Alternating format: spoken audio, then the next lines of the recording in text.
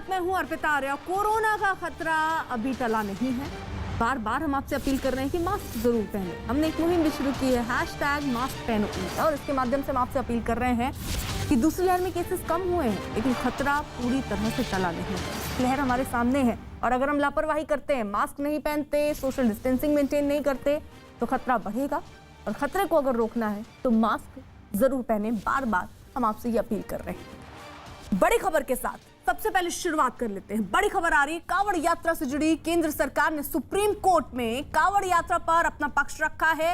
News 18 के विक्रांत यादव की खबर कि केंद्र सरकार ने कांवड़ यात्रा पर रोक लगाने की बात कही है। केंद्र सरकार ने सुप्रीम कोर्ट में बताया कि कांवड़ियों के हरिद्वार जाने और वहां से गंगा जल लाकर शिव मंदिरों में चढ़ाने की इजाजत नहीं दी जा सकती है। केंद्र ने कोरोना का हवाला देते हुए सुप्रीम कोर्ट में कांवड़ यात्रा पर रोक लगाने की बात कही। केंद्र सरकार ने अपने हलफनामे में कहा कि राज्य टैंकर के जरिए गंगा जल मंगाएं और तय जगहों तक उनको पहुंचाया जाए और कांवड़िए उन जगहों से गंगा जल ले सकें और शिव मंदिरों में जाकर अभिषेक कर सकें। केंद्र का पक्ष जानने के बाद सुप्रीम कोर्ट ने यूपी सरकार को कांवड़ यात्रा की मंजूरी देने के फैसले पर फिर से विचार करने को भी कह दिया है और सोमवार तक जवाब देने को कहा। सुप्रीम कोर्ट ने यह भी कहा कि यूपी सरकार को कांवड़ यात्रा रद्द करने पर भी विचार कर लेना चाहिए। दो सहयोगी इस वक्त हमारे साथ जुड़ चुके हैं। दिल्ली से हमारे साथ विक्रांत यादव हमारे सहयोगी मौजूद है, साथ ही साथ लखनऊ से अजीत सिंह हमारे साथ हैं। पहले विक्रांत का रुख कर लेते हैं। और विक्रांत, आज कोर्ट ने क्या कहा, जरा ये बताइए। और बड़ी बात तो यह है कि केंद्र अपने हलफनामे में यह बात कह रहा है कि कांवड़ यात्रा नहीं होनी चाहिए। देखिए, केंद्र ने कहा कि हरिद्वार से जो जल लाने की परंपरा है उसको कोविड को देखते हुए उसे अनुमति नहीं दी जा सकती है। हालांकि राज्य सरकारों को यह इंतजाम करना चाहिए कि एक डेडिकेटेड स्थान पर गंगा जल आए और वहां से लोग अपने जो पास के शिव मंदिर है वहां पर जल प्रवाहित करके जल चढ़ा करके शिवलिंग पर जल चढ़ाने की परंपरा को पूरा कर सके। हालांकि सुनवाई के दौरान सुप्रीम कोर्ट के वकील की तरफ से कहा गया कि हम केवल एक सिंबॉलिक यात्रा चाहते थे, हम इसको भीड़ भाड़ या वैसी चीजें नहीं करना चाह रहे। जिसके बाद बेंच ने ये कहा कि या तो हम आदेश पारित करते हैं या फिर आपको एक अपॉर्चुनिटी देते हैं, एक आपको मौका देते हैं कि आप दोबारा से फिजिकल यात्रा करवाने के अपने फैसले पर पुनर्विचार करें। यानी उत्तर प्रदेश सरकार से कहा कि जो आपने फिजिकल यात्रा करने की अनुमति दी है उस पर आप दोबारा से पुनर्विचार करें या फिर कोर्ट आदेश पारित करेगा। इसके बाद दोनों पक्षों को सुना कोर्ट ने और ये कहा कि हम इस मामले को सोमवार को सुनेंगे और उससे पहले यूपी सरकार को एक और मौका दिया है कि वो इस मामले में पुनर्विचार करे और जो फैसला उसे सही लगता है उसके बारे में अदालत को बताए। तो अब ये मामले की सुनवाई 21 तारीख को होगी। तो ये साफ है कि कोर्ट के रुख को देखते हुए ये साफ दिखाई दे रहा था कि कोर्ट नहीं चाहता कि कोरोना की वर्तमान स्थिति को देखते हुए जो फिजिकल यात्रा है कांवड़ की उसकी अनुमति दी जाए। हालांकि उत्तराखंड सरकार ने जहां से हरिद्वार उत्तराखंड में आता है, जहां से इसकी शुरुआत होती है कांवड़ यात्रा की, उसने पहले ही ये कह दिया है कि हम इस बार उत्तराखंड में कांवड़ यात्रा नहीं करेंगे क्योंकि कोरोना का प्रकोप है उसे देखते हुए। तो हरिद्वार से वो होनी नहीं है। तो उत्तर प्रदेश सरकार की तरफ से एक कोशिश की गई थी कि गढ़मुक्तेश्वर से एक सिंबॉलिक यात्रा अपनी जो इसको मानने वाले लोग हैं वो अपनी यात्रा कर सके। लेकिन अब सुप्रीम कोर्ट के ने एक बार फिर कहा है कि वो उत्तर प्रदेश सरकार को पुनर्विचार करने का एक मौका देते हैं और मामले की सुनवाई 21 तारीख को होगी। रही जरा आप साथ देखिए। इस बीच बड़ी खबर तो एक ये भी यूपी से आ रही है। उत्तर प्रदेश सरकार ने कांवड़ यात्रा पर कांवड़ संघों से बातचीत की है। न्यूज 18 के अजीत सिंह की खबर है कि कांवड़ संघ खुद यात्रा स्थगित करने का ले सकते हैं निर्णय। तो बड़ी खबर इस वक्त ये कहा जा रहा था कि संघों से बात की जाएगी और ये तय किया जाएगा कि सीमित संख्या में ही कांवड़ यात्रा हो और उसी को लेकर उनसे बात होनी थी। लेकिन खबर तो ये भी आ रही है कि कांवड़ संघ खुद यात्रा स्थगित करने का फैसला निर्णय ले सकते हैं। अजीत, यानी इसकी कितनी संभावना कि ये जो कांवड़ संघ है वो खुद ही यात्रा स्थगित करने का मन बना ले? देखिए, बिल्कुल अर्पिता, उत्तर प्रदेश सरकार की तरफ से मुख्यमंत्री योगी आदित्यनाथ ने 9 जुलाई को ही कांवड़ संघ के जो लोग हैं उनसे वर्चुअल तरीके से बात की थी और कुछ लोग कांवड़ संघ के जो पदाधिकारी हैं वो मुख्यमंत्री से उन्होंने मुलाकात की थी, जिसमें मुख्यमंत्री ने कहा था कि वो लोग खुद विचार करें, क्योंकि पिछली बार कोविड के चलते उन लोगों ने कांवड़ यात्रा को स्वयं निरस्त कर दिया था।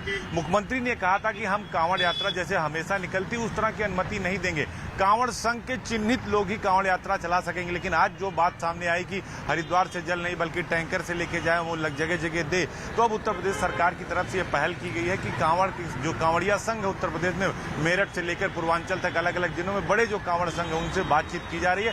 उत्तर प्रदेश के डीजीपी मुकुल गोयल और एसीएस होम अवनीश अवस्थी को बाकायदा लगाया गया इस काम के लिए कि वो आसपास के जो राज्य हैं उनके अधिकारियों और कांवड़ संघ से बात करें। तो कांवड़ संघ इस बात का निर्णय ले सकता है, ये बड़ी खबर है कि वो स्वयं शायद इस यात्रा को निरस्त कर दे। जो कांवड़ यात्रा है तो सरकार के लिए काफी आसानी होगी, क्योंकि जब सरकार कांवड़ यात्रा रोकती है तो कांवड़िए नाराज होते हैं, शिव भक्त नाराज होते हैं। उसको लेकर कहीं ना कहीं जो पूरी तैयारी है वो सरकार की तरफ से की जा रही है। अर्पिता, बिल्कुल विक्रांत का रुख कर लेते हैं। विक्रांत, क्योंकि देखिए नोटिस दिया गया था कोर्ट की तरफ से स्वतः संज्ञान लेते हुए इसको, और केंद्र को और यूपी सरकार दोनों से सवाल पूछा गया था कि आखिरकार ऐसे वक्त पर कांवड़ यात्रा क्यों। केंद्र ने अपनी बात कह दी कि कांवड़ यात्रा नहीं होनी चाहिए, लेकिन क्या आज कोई बात यूपी सरकार की तरफ से भी कोर्ट में रखी गई? देखिए, सरकार की तरफ से जो केंद्र सरकार ने कहा कि हरिद्वार से जल लाने की परंपरा है, लेकिन इस बार कोविड को देखते हुए ये कहा गया है कि हरिद्वार से जल लाने की जो प्रक्रिया है वो नहीं होगी, लेकिन राज्य सरकारें इस तरीके का इंतजाम कर सकती हैं कि वो लोगों के लिए डेडिकेटेड जगहों पर, डेडिकेटेड स्थानों पर, चुनिंदा स्थानों पर गंगा जल पहुंचाने की टैंकर्स या बाकी चीजों के जरिए गंगा जल पहुंचाने की व्यवस्था करे और वहां से लोग अपने अपने जो करीब के शिव मंदिर हैं वहां पर शिवलिंग पर जल चढ़ाने की परंपरा का निर्वहन कर सके। हालांकि यूपी सरकार की तरफ से कहा गया कि वो केवल एक सिंबॉलिक यात्रा करवाना चाहते हैं। उनकी भी कतई ये मंशा नहीं थी कि इस मामले में जैसे पहले यात्रा होती थी वैसी यात्रा हो, एक सिंबॉलिक यात्रा, क्योंकि ये हमेशा से होती आई है। लेकिन सुप्रीम कोर्ट इससे सहज नहीं दिखा। कोर्ट ने कहा कि या तो आप इस मामले पर पुनर्विचार कीजिए, पुनर्विचार का हम आपको मौका देते हैं, या फिर हम इस मामले में फैसला जारी करते हैं। तो एक मौका दिया गया है पुनर्विचार करने का, और मुझे लगता है कि कोर्ट का ये साफ रुख था कि इस मामले में जो वर्तमान स्थिति है, क्योंकि हमने देखा है कोरोना की दूसरी लहर ने क्या कहर बरपाया था, शायद कहीं ना कहीं वही कोर्ट के जहन में भी था। कोर्ट ने इसी कारण ये कहा कि हम उत्तर प्रदेश सरकार को एक मौका देते हैं कि वो इस पर पुनर्विचार करे अपने फैसले पर, और उससे कोर्ट को बताए, और उसके बाद 21 तारीख को इस मामले की अगली सुनवाई होगी। और जैसा अजीत कह रहे थे कि उत्तर प्रदेश सरकार में भी अब चर्चा चल रही है और वो भी कांवड़ संघों से बातचीत कर रही है। निश्चित तौर पर कांवड़ की जो यात्रा है वो प्रदेश के लिए एक बड़ी यात्रा होती है। लोगों का भारी उस पर धार्मिक विश्वास है, उसको लेकर के, और सरकार भी अपने लेवल पर इसमें बातचीत करके मामले को सुलझाने की कोशिश कर रही है। अजीत, लेकिन यहाँ पर रुख जो है वो अलग लग रहा है। केंद्र सरकार का कुछ अलग रुख और यूपी सरकार कुछ अलग ही कह रही थी। देखिए, बिल्कुल उत्तर प्रदेश के मुख्यमंत्री योगी आदित्यनाथ चूंकि एक संत हैं और धार्मिक आस्था से जुड़े हुए व्यक्ति हैं, चूंकि संवैधानिक पद पर बैठे हैं, तो उन्होंने सीधे तौर पर ये नहीं कहा था, लेकिन ये कहा था कि हम कांवड़ यात्रा को बंद करने नहीं जा रहे हैं। लेकिन ये बात भी उन्होंने अपने अफसरों से साफ कर दी थी कि हम जो कांवड़ यात्रा निकलेगी वो चिन्हित कांवड़ यात्रा निकलेगी, कांवड़ संघ से बात करके निकलेगी, और सिंबॉलिक यात्रा निकलेगी, जो कि विक्रांत जी बता रहे थे। सिंबॉलिक यात्रा की बात थी और बाकायदा उनका medical checkup, social distancing, mask, सब व्यवस्था सरकार कर रही थी। बाकायदा चीफ सेक्रेटरी की अध्यक्षता में कमेटी बनाई थी। लेकिन अब चूंकि सुप्रीम कोर्ट में मामला पहुंचा, उसके बाद मुख्यमंत्री ने बात की है कांवड़ संघ से। 9 जुलाई को भी उन्होंने बात की थी, वार्ता की थी। उनके जो जिला अधिकारी हैं, सभी डीएम्स को कहा गया है कि वो अपने अपने जिले में कांवड़ जो संघ है, जो कांवड़ यात्रा निकालते हैं, उनसे बात करें, उनको तैयार करें। अगर वो राजी हो जाते हैं तो इस यात्रा पे जो उनका फैसला होगा वो सरकार मानने को तैयार है। और ये कहा जा रहा है कि अब शायद कांवड़ संघ खुद अपनी तरफ से यह फैसला ले ले कि इस यात्रा को कोविड के चलते निरस्त कर दिया जाए, और सिंबॉलिक जो कहा जा रहा है कि गंगा जी से जल ना लाकर टैंकर से उन्हें उपलब्ध कराया जाए और जो नजदीक के शिव मंदिर में जलाभिषेक कर सकें। तो इन सब को लेकर सरकार बात करे, और उत्तर प्रदेश के जो एसीएस होम है अवनीश अवस्थी और डीजीपी को जिम्मेदारी दी गई है कि वो लोगों से बात करें, आसपास के राज्यों के अधिकारियों से बात करें, उत्तर प्रदेश के जो कांवड़ संघ है उनसे जो डीएम्स और एसपी बात करें, उसको जो कम्युनिकेशन गैप है उसको खत्म करें। तो ये मान के चलिए अर्पिता की कांवड़ संघ बड़ा निर्णय ले सकती है कोविड-19 के चलते, और सरकार की तरफ से भी उनसे बातचीत की जा रही है कि इस यात्रा को कोविड के चलते इस पर अपना फैसला बदलें और विचार करें। विक्रांत, देखिए आज हलफनामा क्योंकि सुप्रीम कोर्ट में केंद्र की तरफ से भी दायर किया गया, उसमें क्या क्या महत्वपूर्ण बातें कही गई, जरा वो भी बता दें जल्दी से। देखिए अर्पिता, उससे पहले मैं एक और चीज, क्योंकि ये बात भी उठ रही है कि केंद्र और यूपी सरकार का इस मामले में एकदम अपोजिट व्यू है। ऐसा भी नहीं है। अगर हम दोनों हलफनामों को, दोनों सरकारों की जो बात है उसको देखें तो ऐसा नहीं दिखाई देता, क्योंकि केंद्र सरकार ने ये कहा है कोरोना के खिलाफ देश की लड़ाई में कई महत्वपूर्ण बिंदुओं पर आप सभी ने अपनी बात रखी। अभी 2 दिन पूर्व मुझे नॉर्थ ईस्ट के भी सभी आदरणीय मुख्यमंत्री जन से इसी विषय में चर्चा करने का अवसर मिला था, क्योंकि जहां जहां चिंताजनक स्थिति है उन राज्यों के साथ में विशेष रूप से बात कर रहा हूं। साथियों, बीते 1.5 साल में देश ने इतनी बड़ी महामारी से मुकाबला आपसी सहयोग और एकजुट प्रयासों से ही किया है। सभी राज्य सरकारों ने जिस तरह एक दूसरे से सीखने का प्रयास किया है, बेस्ट प्रैक्टिसेस को समझने का प्रयास किया है,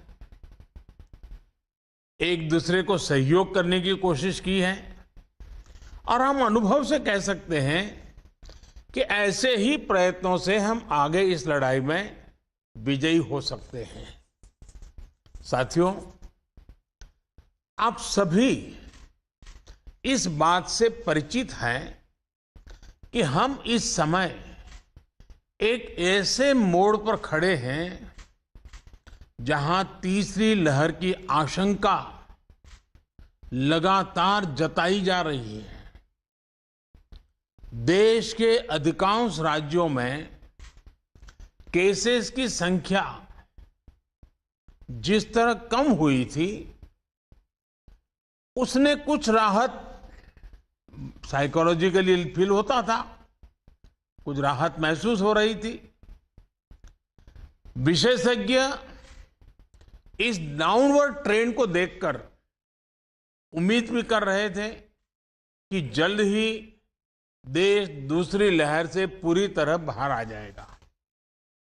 लेकिन कुछ राज्यों में केसेस की बढ़ती हुई संख्या अभी भी चिंताजनक बनी हुई है। साथियों, आज जितने राज्य, 6 राज्य आज हमारे साथ हैं, इस चर्चा में शामिल हुए हैं, पिछले हफ्ते के करीब 80% नए केसेस आप जो इन राज्यों में है उन्हीं राज्यों से आए हैं। 84% दुखद मौतें भी इन्हीं राज्यों में हुई है। शुरुआत में विशेषज्ञ ये मान रहे थे कि जहां से सेकंड वेव की शुरुआत हुई थी, वहां स्थिति अन्य की तुलना में पहले नियंत्रण में होगी। लेकिन महाराष्ट्र और केरल में केसेस का इजाफा लगातार देखने को मिल रहा है। ये वाकई हम सबके लिए, देश के लिए एक गंभीर चिंता का विषय है। आप सब इससे परिचित हैं कि ऐसे ही ट्रेंड हमें सेकंड वेव के पहले जनवरी फरवरी में भी देखने को मिले थे। इसलिए आशंका स्वाभाविक रूप से बढ़ जाती है कि अगर स्थिति नियंत्रण में नहीं आई तो मुश्किल हो सकती है। बहुत जरूरी है कि जिन राज्यों में केसेस बढ़ रहे हैं उन्हें प्रोएक्टिव मेजर्स लेते हुए तीसरी लहर की किसी भी आशंका को रोकना होगा। साथियों, एक्सपर्ट्स बताते हैं कि लंबे समय तक लगातार केसेस बढ़ने से कोरोना के वायरस में म्यूटेशन की आशंका बढ़ जाती है, नए नए वेरिएंट्स का खतरा बढ़ जाता है। इसलिए तीसरी लहर को रोकने के लिए कोरोना के खिलाफ प्रभावी कदम उठाया जाना नितांत आवश्यक है। इस दिशा में स्ट्रैटेजी वही है जो आप अपने राज्यों में अपना चुके हैं, पूरे देश ने उसको लागू किया हुआ है और उसका एक अनुभव भी हमें है, जो आपके लिए भी टेस्टेड एंड प्रूवन मेथड है। टेस्ट, ट्रैक और ट्रीट, और अब टीका। टेस्ट, ट्रैक, ट्रीट एंड टीका, इसी वैक्सीन की हमारी रणनीति फोकस करते हुए हमें आगे बढ़ना है। माइक्रो कंटेनमेंट जोन्स पर हमें विशेष ध्यान देना होगा। जिन जिलों में पॉजिटिविटी रेट ज्यादा है, जहां से नंबर ऑफ केसेस ज्यादा आ रहे हैं, वहां उतना ही ज्यादा फोकस भी होना चाहिए। अभी जब मैं नॉर्थ ईस्ट के साथियों से बात कर रहा था तो एक बात उभर करके आई कि कुछ राज्यों ने लॉकडाउन ही नहीं किया, लेकिन माइक्रो कंटेनमेंट जोन पर बहुत बल दिया और उसके कारण वो स्थिति को संभाल पाए। टेस्टिंग में भी ऐसे जिलों पर विशेष ध्यान देते हुए पूरे प्रदेश में टेस्टिंग को ज्यादा से ज्यादा बढ़ाया जाना चाहिए। जिन जिलों में, जिन इलाकों में संक्रमण ज्यादा है, वहां वैक्सीन भी हमारे लिए एक स्ट्रैटेजिक टूल है। वैक्सीन के प्रभावी इस्तेमाल से कोरोना की वजह से उत्पन्न परेशानियों को कम किया जा सकता है। कई राज्य इस समय हमें जो विंडो मिली है उसका इस्तेमाल अपनी आरटी-पीसीआर टेस्टिंग कैपेसिटी बढ़ाने में भी कर रहे हैं। ये भी एक सराहनीय और जरूरी कदम है। ज्यादा से ज्यादा आरटी-पीसीआर टेस्टिंग वायरस को रोकने में काफी प्रभावी हो सकते हैं। साथियों, देश के सभी राज्यों को नए आईसीयू बेड्स बनाने, टेस्टिंग क्षमता बढ़ाने और दूसरी सभी जरूरतों के लिए फंड उपलब्ध करवाया जा रहा है। केंद्र सरकार ने हाल ही में 23,000 करोड़ 23,000 करोड़ रुपए से ज्यादा का इमरजेंसी कोविड रेस्पॉन्स पैकेज भी जारी किया है। मैं चाहूंगा कि इस बजट का उपयोग हेल्थ इंफ्रास्ट्रक्चर को और मजबूत करने के लिए हो। जो भी इंफ्रास्ट्रक्चरल गैप्स राज्यों में हैं, उन्हें तेजी से भरा जाए। खास तौर पर ग्रामीण इलाकों, रूरल एरियाज, उस पर हमें ज्यादा मेहनत करने की जरूरत है। इसके साथ ही सभी राज्यों में आईटी सिस्टम्स, कंट्रोल रूम्स और कॉल सेंटर्स का नेटवर्क मजबूत करना भी उतना ही जरूरी है। इससे रिसोर्सेज के डेटा, उसकी जानकारी पारदर्शी तरीके से नागरिकों को मिल पाती है। इलाज के लिए मरीजों और परिजनों को इधर उधर भागना नहीं पड़ता। साथियों, मुझे बताया गया है कि आपके राज्यों में जो 332 पीएसए प्लांट्स एलोकेट किए गए हैं, उनमें से 53 कमीशन हो चुके हैं। मेरा सभी राज्यों से आग्रह है कि इन पीएसए ऑक्सीजन प्लांट्स को जल्द से जल्द पूरा करें। किसी एक सीनियर अफसर को स्पेशली यही काम में लगाइए और 15-20 दिन का मिशन मोड में इस काम को आप पूरा करवाइए। साथियों, एक और चिंता बच्चों को लेकर भी है। बच्चों को कोरोना संक्रमण से बचाने के लिए हमें अपनी तरफ से पूरी तैयारी करनी होगी। साथियों, हम देख रहे हैं कि पिछले 2 हफ्तों में यूरोप के कई देशों में एकदम तेजी से केसेस बढ़ रहे हैं। अगर हम पश्चिम में देखें, चाहे यूरोप के देश हों, चाहे अमेरिका, इधर हम पूरब में देखें तो बांग्लादेश, म्यांमार, इंडोनेशिया, थाईलैंड, बहुत तेजी से केसेस बढ़ रहे हैं और कल्पना बाहर का, यानी एक प्रकार से कहीं पर 4 गुना, कहीं 8 गुना, कहीं 10 गुना बढ़ोतरी आई है। ये पूरी दुनिया के लिए और हमारे लिए भी एक चेतावनी भी है, एक बहुत बड़ा अलर्ट है। हमें लोगों को बार बार ये याद दिलाना है कि कोरोना हमारे बीच से गया नहीं है। हमारे यहां ज्यादातर जगहों में अनलॉक के बाद की जो तस्वीरें आ रही हैं, वो इस चिंता को और ज्यादा बढ़ाती है। इसका जिक्र मैंने अभी नॉर्थ ईस्ट के सब साथियों से बात कर रहा था, उस दिन भी किया था। मैं आज फिर से जोर देकर के इस बात को दोहराना चाहता हूं।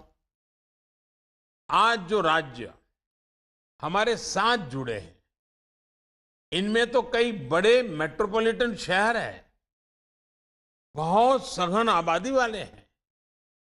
हमें इसे भी ध्यान में रखना होगा। सार्वजनिक स्थलों पर भीड़ लगने से रोकने के लिए हमें सजग, सतर्क और सख्त होना पड़ेगा। सरकार के साथ साथ अन्य राजनीतिक दलों, सामाजिक संगठनों और एनजीओज को, सिविल सोसाइटी को साथ लेकर हमें लगातार लोगों को जागरूक करते रहना है।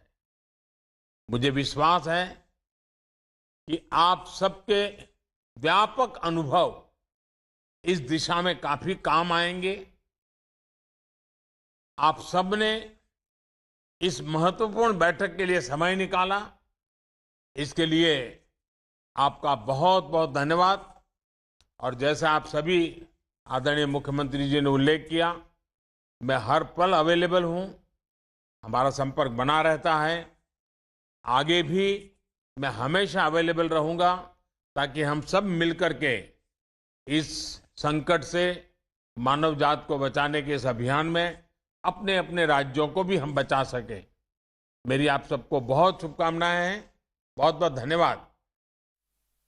प्रधानमंत्री नरेंद्र मोदी को आप सुन रहे थे। तीसरी लहर को रोकने के लिए राज्यों की भूमिका देखिए बहुत महत्वपूर्ण है। 8 राज्यों में 80% ये मामले हैं और इन्हीं राज्यों में अगर कोरोना को काबू कर लिया जाता है तो आंकड़े बहुत हद तक रुकेंगे। साथ ही साथ तीसरी लहर का जो खतरा है वो भी समाप्ति की कगार पर पहुंच जाएगा। तो इसलिए कोशिश यही है प्रधानमंत्री नरेंद्र मोदी की कि राज्यों से बातचीत हो, बातचीत के माध्यम से किस तरीके से तीसरी लहर को रोकना है, इसको आने ही नहीं देना है, उस पर ही प्रधानमंत्री ने बचाव किया। बच्चों को कोरोना से बचाने की तैयारी करने की बात कही। कई देशों में कोरोना के मामले बढ़े हैं और ये खतरा भारत में भी अब नजर आ रहा है, क्योंकि महाराष्ट्र, केरल जैसे जो राज्य हैं वहां पर खतरा ज्यादा मंडरा रहा है। कोरोना हमारे बीच से गया नहीं है और लोगों को इसलिए जागरूक करना भी बेहद जरूरी है।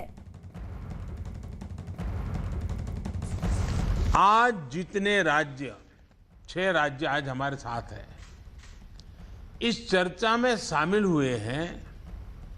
पिछले हफ्ते के करीब 80% नए केसेस आप जो इन राज्यों में है उन्हीं राज्यों से आए हैं। 84% दुखद मौतें भी इन्हीं राज्यों में हुई है।